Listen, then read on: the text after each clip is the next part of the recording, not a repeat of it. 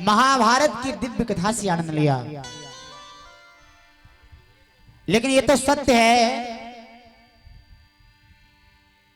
चाहे भागवत कथा हुई हो, चाहे प्रभु श्री राम जी के चरित्र हुए हो, चाहे महाभारत हुई हो, अगर हम आप ध्यान रख के कोई भी कथा का अगर प्रसंग सुनेंगे तो उसमें कोई ना कोई हम आपको नया ज्ञान प्राप्त होगा। वैसे एक बात और है, जरा गौर से ध्यान दीजिएगा।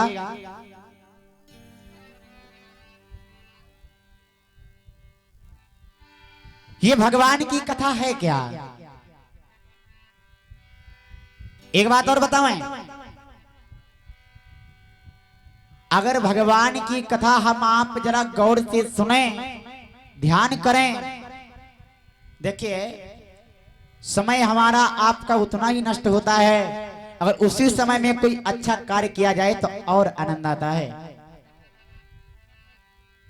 क्योंकि कलयुग में है क्या, कलयुग केवल नाम आधार, कलयुग केवल नाम आधार।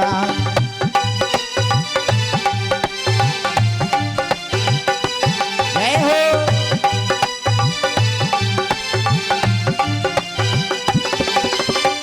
कलयुग केवल नाम आधारा, कलयुग केवल नाम आधारा, सुमेरी सुमेरी नर उतर है पारा।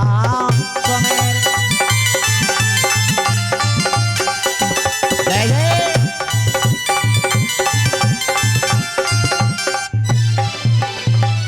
कलयुग केवल नाम आधारा, सुमेरी सुमेरी नर उतरे पारा। ये इस कलयुग की मेन महानता है। दूसरी बात, गुरुदेव ने पहले दिन ही आप लोगों को बताया था, धर्म पंडाल में वही इंसान आ पाता है जिसके ऊपर भगवान की विशेष कृपा होती है।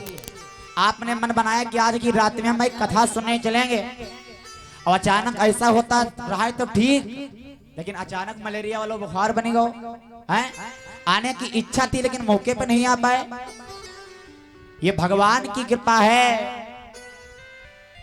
अति हरि कृपा चाहे पर होई, अति हरि कृपा चाहे पर होई। जय जय। अति हरि कृपा जाहि पर होई, अति हरि कृपा जाहि पर होई। पाव दे यह मार्ग सोई, पाव दे यह मार्ग सोई। क्या बात।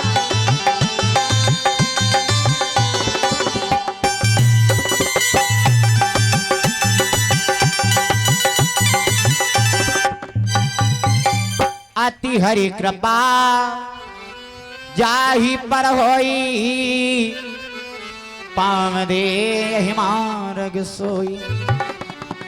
जिसके ऊपर भगवान की परम पिता परमात्मा की विशेष कृपा होती है ना, वही लोग धर्म पंडाल तक आ पाते हैं। जरा गौर कीजिएगा, आखिर भगवान अपने भक्तों की रक्षा किस प्रकार से करते हैं। बड़ा ही प्यारा भाव श्रीमद् भागवत कथा के अंतर्गत बताया गया है। गजेंद्र मोक्ष की पावन कथा। एक ऐसा भी जानवर था जिसका भी सरकार ने कल्याण कर दिया। ऐसे ही मेरी सरकार, जरा गौर कीजिएगा, राधे श्यामा बने दरसा। एक बार एक हाथी अपने परिवार के साथ में जंगल में घूम रहा है। सरोवर पर एक गजेंद्र बली पानी पीने आ गया कहीं। कुछ देर बाद हथिनी समेत करने लग गया बिहार वहीं।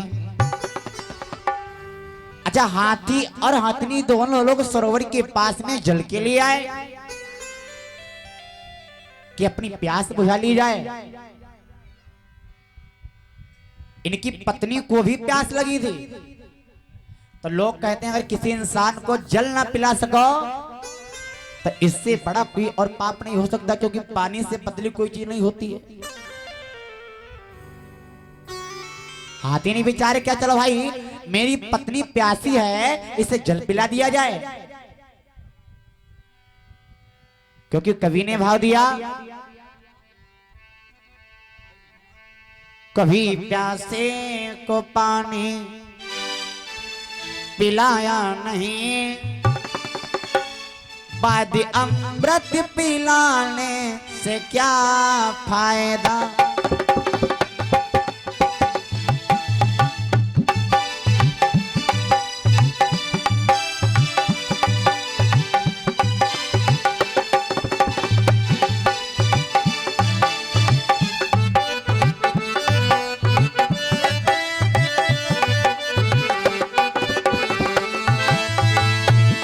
कभी प्यासे को पानी पिलाया नहीं, बाद अमृत पिलाने से क्या फायदा। और कभी गिरते हुए को उठाया नहीं, कभी गिरते हुए को उठाया नहीं, बाद आंसू बहाने से क्या फायदा।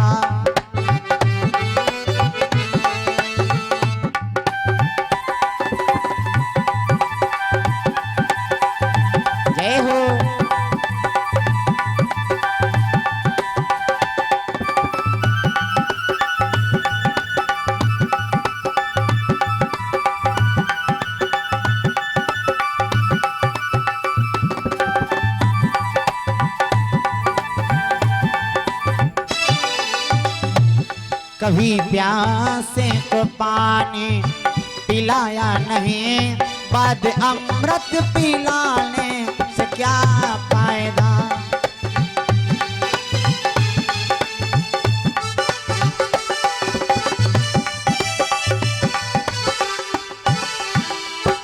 आज इनको जल पिलाने के लिए सरोवर के पास में आए। पहले अपनी पत्नी से कहा, जाओ पहले आप जल पियो। बच्चों से कहा, बच्चों ने भी जल पी लिया। जब इसका खुद का नंबर आया ना, जल पीने के लिए अंदर गया, जल पीता है। अच्छा, गर्मी का मौसम था, शीतल जल था, बेचारे क्या, चलो से स्नान कर लिया जाए। और जब स्नान करने लगे तो साथ में उसी जल के अंदर एक ग्राह रहा करता था, जिसे हम आप मगरमच्छ के भी नाम से जानते हैं। पानी की कलकल ध्वनि सुनकर अंदर से ग्राह निकल आया, बाहर आ गया। अच्छा, एक बात जरा गौर कीजिएगा, हाथी भाई ताकतवर तो होता ही है, लेकिन हाथी की ताकत इस भूमि के ऊपर काम करेगी क्या जलमा काम करी है।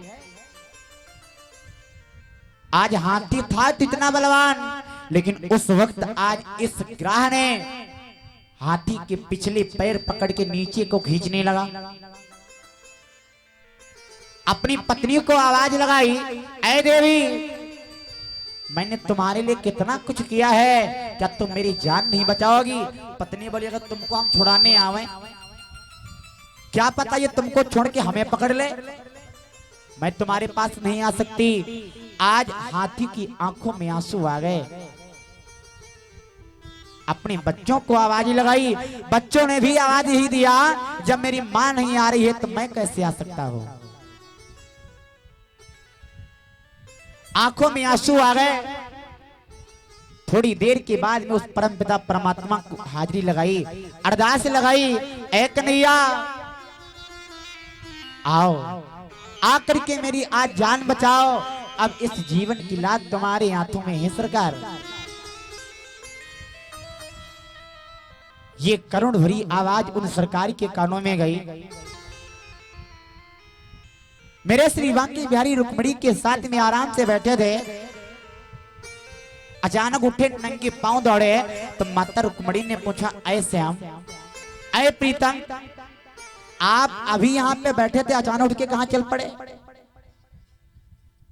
तो आज प्रभु ने कहा, एक भक्त मुझको बड़ी जोर से आवाज लगा रहा है और मुझको अति शीघ्र वहां तक जाना होगा, क्योंकि आज मेरा भक्त एक संकट में है।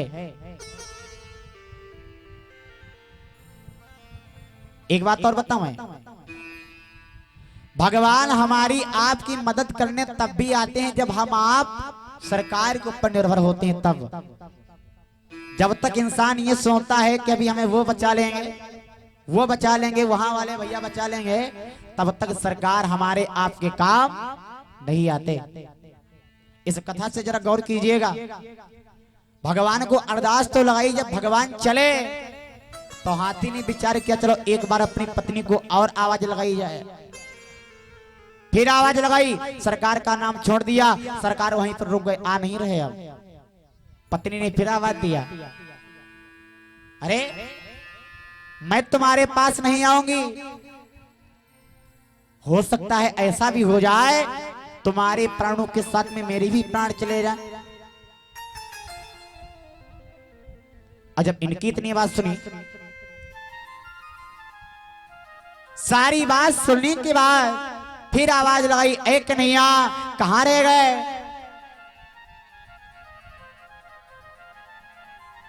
आवाज ही लगा रहे हैं,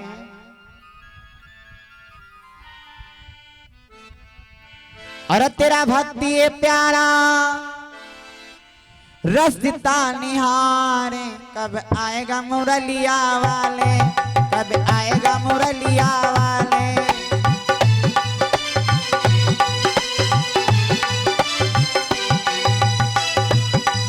तेरा भक्ति ये प्यारा रस दिता निहारे, कब आएगा मुरलिया वाले, कब आएगा मुरलिया वाले।